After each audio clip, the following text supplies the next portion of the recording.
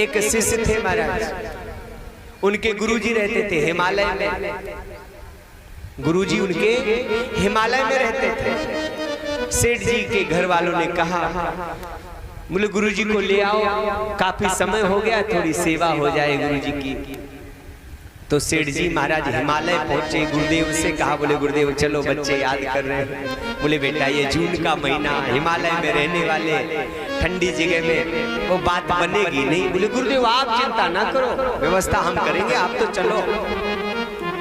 ज्यादा जब आग्रह किया, गुरुदेव आने के लिए तैयार हो गए। तब तो महाराज देखा कि महाराज सुंदर व्यवस्था की गई। काई जिस गाड़ी में गुरुदेव आए महाराज, बर्फ की सिल्लियां रख दी गई। जहां गुरुदेव को उतारा वहां से महाराज जिस कक्ष में जाना था वहां तक बर्फ लगा दी गई, और जिस कमरे में गुरुजी रुके चारों तरफ बर्फ लगा दी गई महाराज। अब मुनीम जी ने देखा, सेठ जी से कहा, बोले सेठ जी एक बाबा के चक्कर में आप इतना खर्चा कर रहे हो। बोले मूर्ख, तू नहीं जानता ये हमारे गुरुदेव हैं, इन्हीं की कृपा से सब कुछ हो रहा है, ये जीवन भी इनकी कृपा से चल रहा है। मुनीम जी ने, अच्छा इनके आशीर्वाद से हो रहा है सब? बोले हाँ।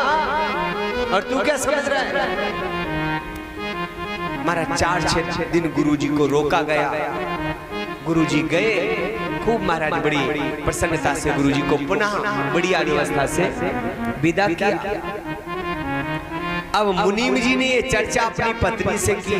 बोले जानती हो बड़े बड़े लोग कैसे बड़े बन जाते हैं, छोटे लोग भी कैसे बड़े बन जाते हैं? बोले कैसे? बोले जिनके ऊपर गुरुदेव का हाथ होता है ना, वो बड़े बन जाते हैं। जो गुरु के आगे झुकना जानते हैं उनको बढ़ने में कोई समय नहीं लगता। मतलब? बोले मतलब ये है कि हमारे सेठ जी के पास भी क्या था 10 साल पहले? कुछ नहीं था। बता रहे थे कि गुरुदेव की कृपा हो गई। पत्नी बोली तो 3 साल पहले हम लोगों ने भी तो गुरु बनाए थे।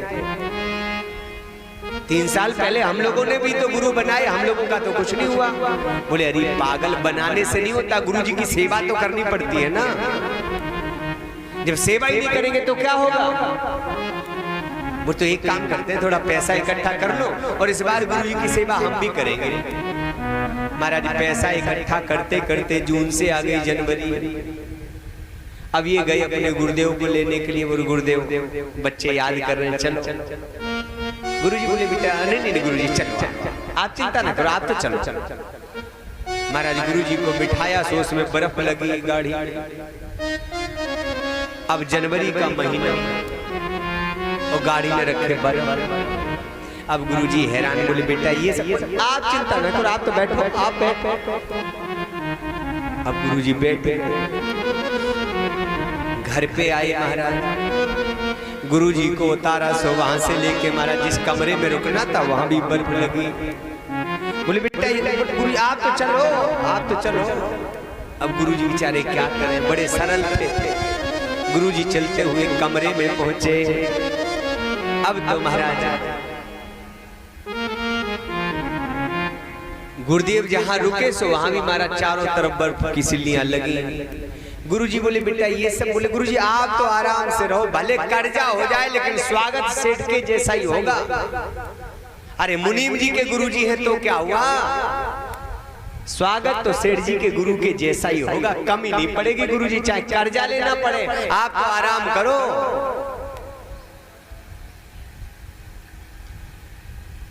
महाराज जैसे तैसे गुरुजी ठिठुरते हुए भोजन पानी करवाया, बिस्तर लगा दिया। बोले गुरुजी आप आराम करो, हम सुबह उठाएंगे आपको। गुरुजी बोले बेटा आपको उठाना ही पड़ेगा क्योंकि हम उठने लायक रहेंगे ही नहीं। तो कहने का मतलब हर चीज हर जगह, हर एक सिद्धांत हर जगह सही नहीं बनेगा। तो महाराज ब्रह्म में भी न पड़ जाना। बोले वृंदावन में हरिलाल की